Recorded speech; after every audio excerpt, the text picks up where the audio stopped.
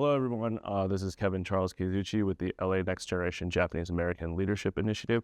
I am here with Ernest Higa, an entrepreneur who has paved the way for such industries like Domino's Pizza and Wendy's in Japan. He is also born in Honolulu, Hawaii, and raised as a Japanese American. He is part of the USJC Council, and we met last week at the US-Japan Innovation Startup in Exchange. Shibuya, right? Yeah, Startup Shibuya. Please, just kind of riffing off of that, how did you get invited to that event, and what does it mean to you? Okay. Well, everything happens kind of by luck and circumstance, but actually I was with the delegation when they were meeting the Beams Corporation, which is a fashion company here. And I was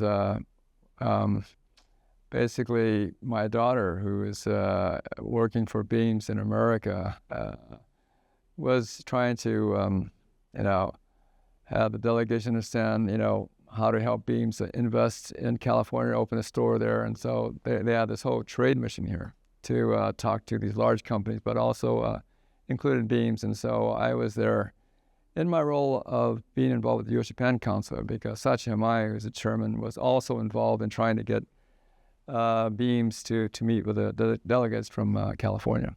And then, they said there's this other event that's happening. Mm-hmm. And so I said, okay, we'll go there. And of course, a good friend of ours, Kathy Matsui, was on the panel. So I said, well, we'll give her some support, and because she's also involved with USJC. So we went there, and that's when I saw you. Yeah, then the rest was kind of history in terms of that. I had no idea that you were involved in bringing Beams America to... Oh, no, not directly. Not directly, but like, I'm sure a lot of things are forms and paperwork and like legal kind of know-how. So I was just kind of just an observer, actually, in that capacity, yeah.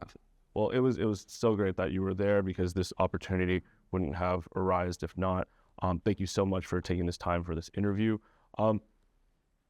I have done a little bit of research in terms of like your schooling and your accolades for business, but please tell us and the viewers who you are, Ernest Higa. Okay. Well, first of all, I guess, no one has any secrets now with the internet. You can all search and so on. But so I was born in Hawaii, Japanese American, third generation. Having said that, I had an unusual upbringing. I went to elementary school in Geneva, Switzerland. And then, so I had to learn, first of all, I had to learn proper English. I grew up speaking Pidgin English. And then I had to learn French. And so the culture shock, and I had to learn all this well in elementary school. And then from there, I came to Japan for junior high school and high school. So I went to the American school here. So I didn't really learn Japanese at that time. And then I went to undergraduate at the Wharton Undergraduate School at the University of Pennsylvania, and then grad school at Columbia, then came back here to Japan. My father had a business in Hawaii, but he also had businesses here in Japan. And so I joined the family business for about 3 years. And then it was decided that maybe, we should all split up. And great idea. My father had 3 businesses, but 4 children. And so 3 doesn't divide by 4 equally, I found out, and I was the youngest. So I was chosen to be the entrepreneur, and I was in Japan at the time. And so I said, okay, I'll give it a try. It was in 1979, actually. So this is early days when actually U.S. companies were having trouble getting to the Japanese market. So I thought I would devote myself to really learning about Japan, the culture, the way of doing business, and of course the language, because I was a Japanese American. I looked Japanese, but I wasn't. And I thought that, Japan was, at that time, a really growth economy. So I thought there was opportunity if I really dedicated myself to the Japanese market. So I that's how I got started. And, when you're an entrepreneur, you say, okay, so what are you going to do? What is a growth business? What's a hot business?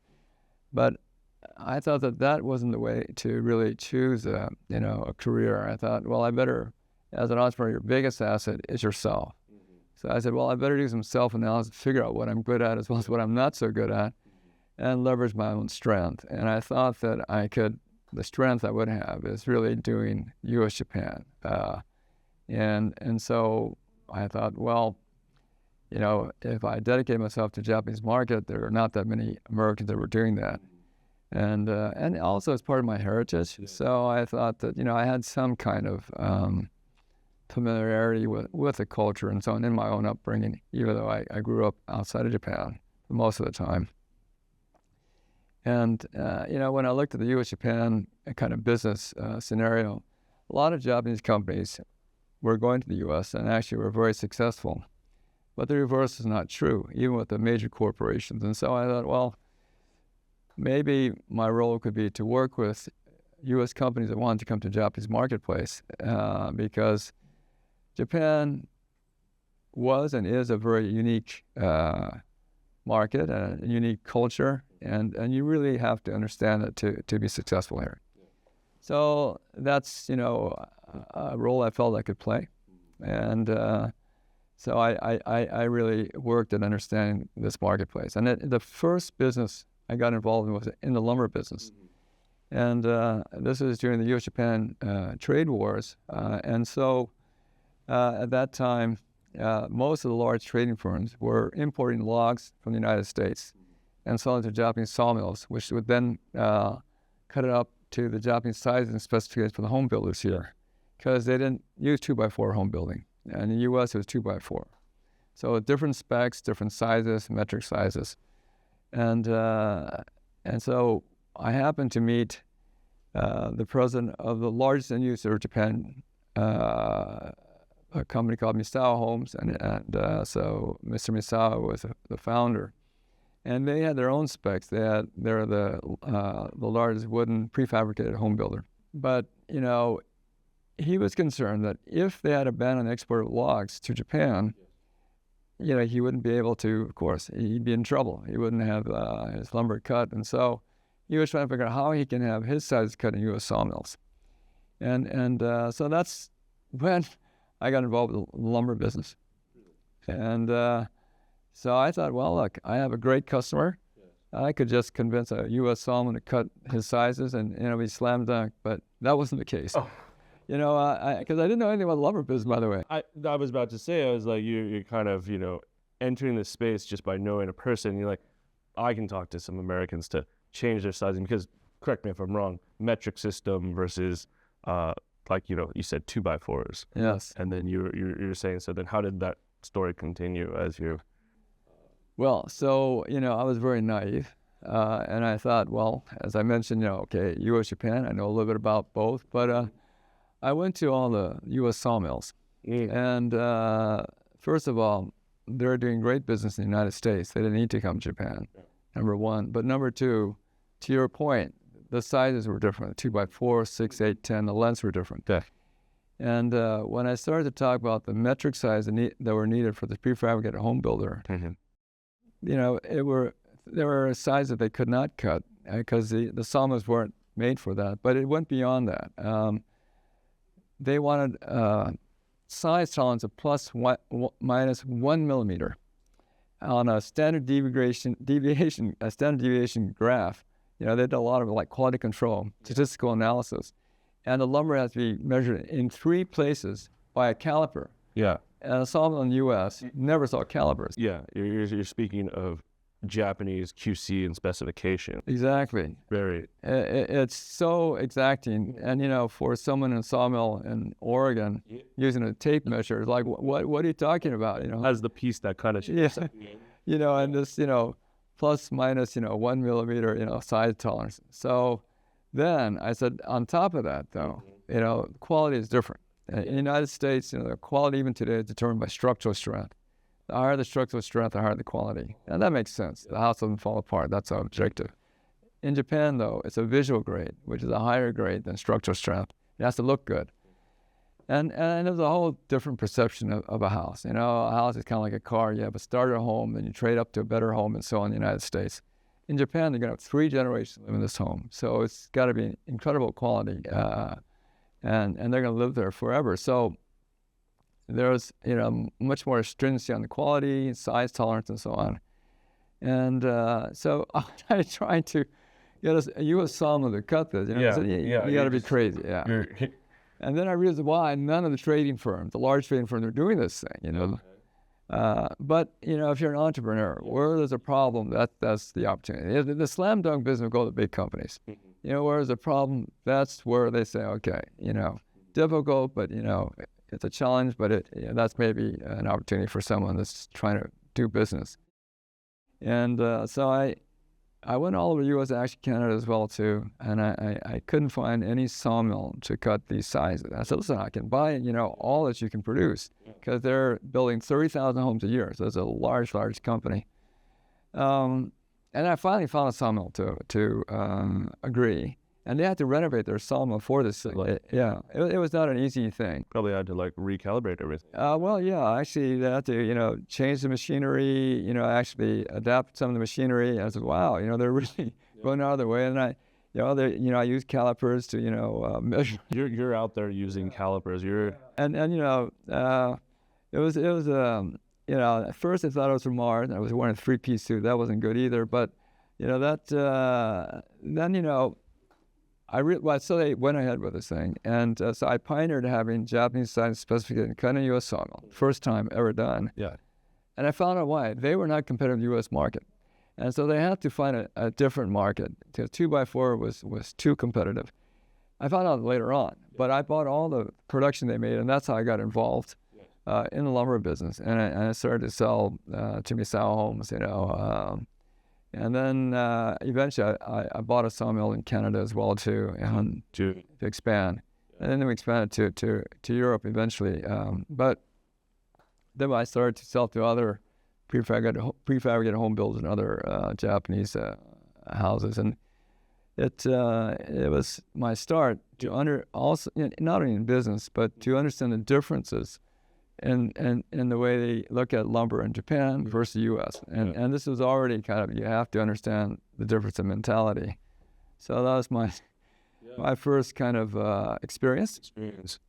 And so I thought, well, you know, if I can do that, and I got approached by a friend of mine for the medical device business. I said, well, maybe I can do this. It was a U.S. Neurosurgical brain implant company. Yeah. And, you know, the thing was, though, they're looking for a distributor and importer for Japan. But unlike the lumber business, it's a highly regulated industry. So it's all, you know, you have to have the equivalent of the Japanese FDA approvals to import it. Just kind of like I guess before we get too far into the medical industry, what was the timeline of your kind of grind in the lumber industry? To give myself a perspective of like how long it took you to find that specification, then to like sell it to Japanese prefabs. Well, so I had the customer. They were trying to figure out how to get a supplier for them, right? So that's one thing. So that part of the piece of the puzzle, I thought the most important, I had a customer. I just needed a sawmill to cut for that. So it took about a year to convince the sawmill to cut. But there's actually a longer story, which I think which will take too long to explain. But when I was finally able to get it done, you know, we ended up selling just to Misao $100 million a year worth of lumber, you know. And so that gave me critical mass to then really expand further. And but as I mentioned before, they had no choice. They were concerned about the ban on the export of logs. It never happened, though. So then, although I was able to have their sizes cut in the U.S., then I had to be competitive, cost competitive, because all of a sudden, you know, they could get it from other Japanese sawmills. And then they added another concept. I had to do it just in time. So I had to do just in time basis on an international scale, because, you know, they all wanted to copy the Toyota method of manufacturing. And then also beyond just cutting it, they wanted it dried in the United States. And then so I had to keep on adding more value. Then I had to have, you know, offices set up in the U.S. to do the quality control and also, you know, logistics and so on, because it had to be just in time. And I had to develop my own distribution centers nationwide in Japan. So there's a lot that went along with that. So getting started, maybe the lead time was about a year, but then establishing the whole infrastructure, it took about I was kind of doing it as you go along, and we're expanding. But maybe another year, because I was doing something different, and I couldn't use the established distribution that was in place because I was doing my own thing. So I had to make my own distribution in Japan, and then my offices in Seattle, Portland, Vancouver, BC, and also UK for Scandinavian lumber. So that took several years to establish the whole 9 yards of it. Yeah. I see. Yeah, I just kind of like most entrepreneurs don't understand how long it takes to go from just idea and concept to building out all these systems that you have to develop, establishing organizations and offices and just infrastructure because of. Yeah, that's the thing. So you have to remember, like I have been an entrepreneur in the old days, where you had to build things, you had to develop things, and so on. I mean, in today's world of IT, you can create a business through idea, creativity, and without building things, and that's a great advantage for entrepreneur now. So, I think I started too early, because everything I did, required a lot of effort, which I think today you can build an IT business really smart, a lot quicker. Most definitely, because even access of information, I'm sure you spent probably lots of time, like either in libraries or colleges, Oh, this is the days of telex. Oh, telex. And then also we sent letters every time I went. I came back, a thank you letter. I mean, this is the old days. Your stationary setup must have been excellent. Yeah. It's kind of asking and requesting information, because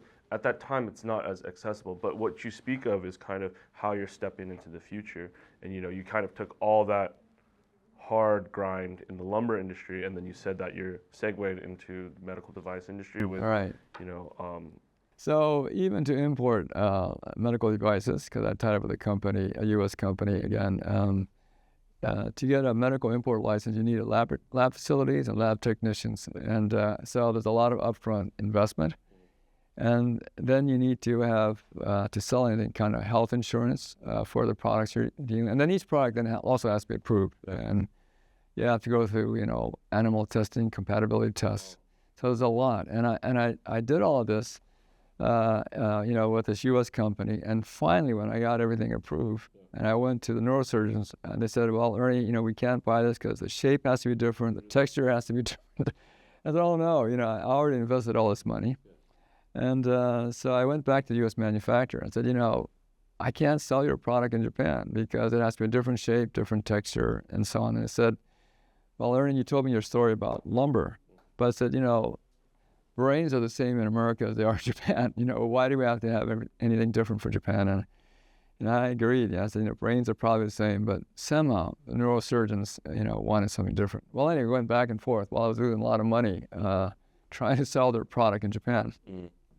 So again, talking about lead time, there was, a couple of years there where it looked pretty grim. Really? While I was doing the lumber business. I was making because I thought just to tell the audiences, you're doing this in parallel to your lumber business that's already been established. You were like, I need a new project. So it's looking grim. How does Ernest Higa pick himself up by the bootstraps and figure out a strategy to, I'm so fascinated. Well, when you're an entrepreneur, and of course you have to think about strategy, but more so you have to think about survival. Sure. And so, listen, I had money coming in from the lumber business. If I kept up with this medical business, it's got to be an issue. So I finally convinced the U.S. manufacturer to adapt their products for Japan. Really? And when I was able to do that, we ended up with the second largest market share in Japan in this niche area. Yeah. But what it was is brains are the same, Americans and Japanese, but the neurosurgeon here had a different approach to this surgical procedure. And that's why they needed a different shape, a different texture, and so on.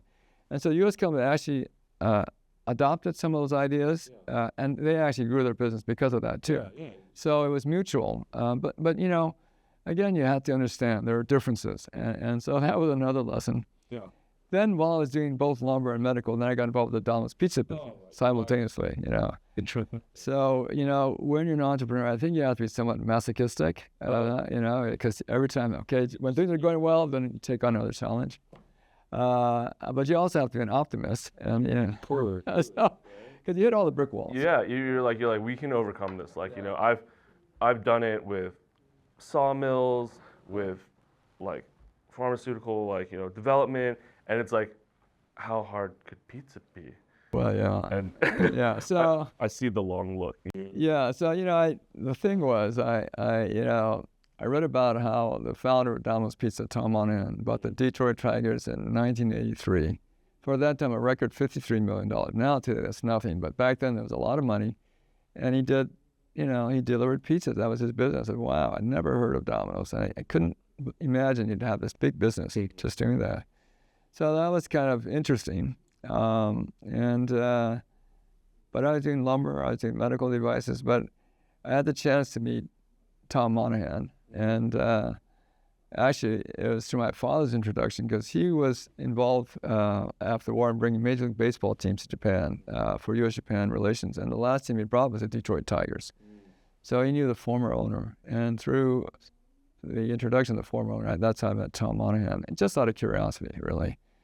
And then he picked me up with this, Domino's logo helicopter or Tiger Stadium. We went to Ann Arbor where the office was, and he showed me his 400 classic car collection, and also the largest Frank Leroy collection. So I got all this with the Domino's business.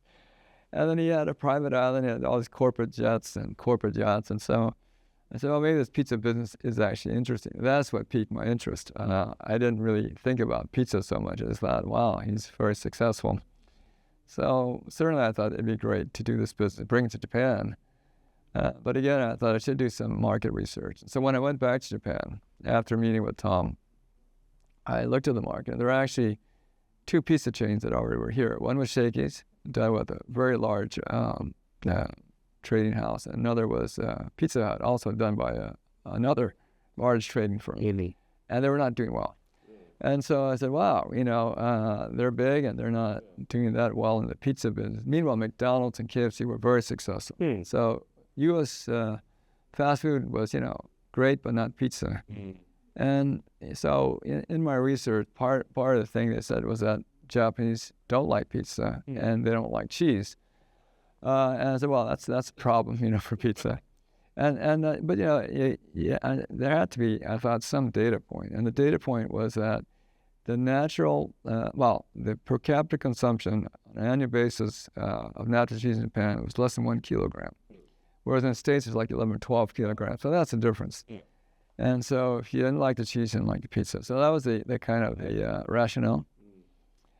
So I thought, well, okay, great business in the U.S., but how do you make it work in Japan? And this is now, it's a B2C business, unlike my other businesses, which are different.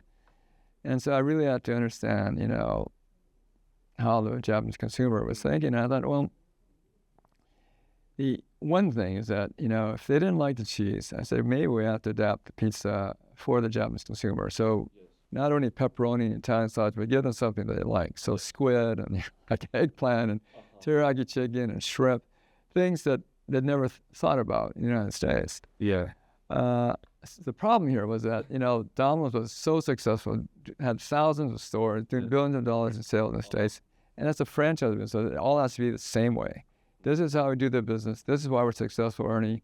We're not going to change it for Japan. And I said, well, I get that, Tom, but in Japan, they don't eat pizza. So we have to do something different. These large companies are not succeeding, but I still want to do this business, but I think we have to adapt for Japan. And so, he didn't quite, believe me. He said, well, I don't know. I said, really, I think you should have someone come to Japan. Yeah. Like I was curious, because when I first came to Japan, it was 2004, and I saw the Domino's. I'm like, I can't believe this. Like, why are these flavors here? But how did you gain his trust in terms of allowing you to make those kind of flavors for Japan? You said they sent someone over to kind of test, or? Well, first of all, just to come over and see the market, because they were growing so quickly in the U.S. They really didn't, their emphasis was not in global expansion. When I talked to them, they set a record for, at that time, in the industry, they opened 1,000 stores in 1 year. So the last thing in their mind was to think about Japan. Having said that, I thought it was a great opportunity So the vice president came to see me here in Japan. Yes. And the first thing he said, I'll never forget, he said, well, all the signs are in Japanese. I said, well, Bob, this is Japan. So, What do you? yeah. And what year is this to paint a picture? It's in 1983. Yeah. Yeah. They're not thinking of anything. Yeah. And so, then, he said, well, there are no street names here. How do you find your way around? I said, oh, and this is before GPS. I said, well, we go by landmarks, And, the whole thing about Domino's is delivery in 30 minutes. Yeah. So I said, well, this is Japan, So then, he started to get it, that Japan was different. Right. And then, of course, actually pepperoni and Italian sauce didn't exist in Japan. So the existing pizza companies were only serving like salami and other things that existed. So there are a lot of differences. So anyway, I said, okay, maybe we do have to kind of rely on you. Having said that, it was still a difficult, kind of conversation with Tom Monahan because he was so successful. And I said, it boiled down to that phrase, think global, act local. Yes. But if I were to add my own kind of note on that, but don't go too native. Because, you're tying up with a U.S. brand because it is a U.S. brand. But having said that, you have to localize. Yes. But if you go too native, then you lose the value of that. But who determines that? It's not someone in Ann Arbor. It has to be someone in Japan. Yes. And of course, it's my money and my effort and so on. So if I'm doing the wrong thing, of course, I'm affected. And the consumer here is always changing. So what is local and what is too native also changes. And it's a moving target, but you have to have a kind of a balance. And so, it took a while, but, there are a lot of other adaptations I did actually for Japan, but I ended up being their largest franchisee in the world. Wow. With the highest sales, and I broke all the records. So obviously after a while, I did gain his trust. Yeah. And and then I think I mentioned to you earlier in a conversation, I also acquired Domino's Hawaii. Wow. So and that's a whole nother story. But anyway, so it worked out. Yeah. Being that you are Japanese American and you've had so much success out in kind of Tokyo and all your endeavors and stuff, what is something that you live by that would help inspire the next generation of Japanese American leaders who are trying to build these bridges? Well, when you talk about Japanese American, so when I started to do business in Japan, it was awkward because I looked Japanese, but I wasn't Japanese. But I tried as much as possible to learn about Japan, to be Japanese, but I knew I never would be. And with a name like Ernest, it doesn't sound very Japanese anyway. On the other hand, I said, boy, if I look Caucasian, then they would know that I'm an American and, maybe give me a break, So I thought I had the worst of both worlds. I looked Japanese, but I wasn't Japanese. And I didn't look, American either. And then one day I realized, I'm never going to be Japanese. I'm never going to be Caucasian. I'm going to be a Japanese American. So how do I leverage that and for my business? And, it's kind of, it's really basically your mindset. And I said, well, okay, I should do the best I can to be Japanese. And actually, I think maybe because of my heritage, I could kind of relate to some of the culture and the various differences here in Japan. But I learned enough to know that what I should do for Japan. But also because I was not Japanese, I also learned what rules I should abide by, but what rules I could break to give me an advantage because I was not Japanese. On the other hand, because they tend to put a complete American on a pedestal oftentimes here, but then that also creates a difference between the kind of like a gap, and so it's hard for, say, a regular American to also get that close with a lot of the potential Japanese customers. So I played the fact that I look Japanese, but I'm not. Yeah. And that actually, once I had that mindset, it turned out to be an advantage to be a Japanese American.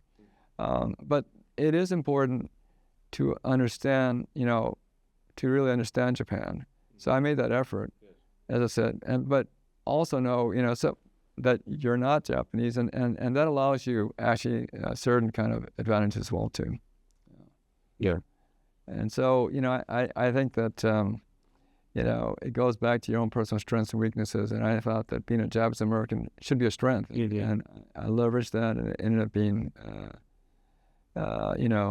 really great for me. And then when I would go to the U.S., I would look very authentic, like Japanese, and say, okay, I want to do business in Japan. So yeah, well, but I could speak English. So wow, I could understand their jokes, and I could relate to them. So I was able to work it both ways.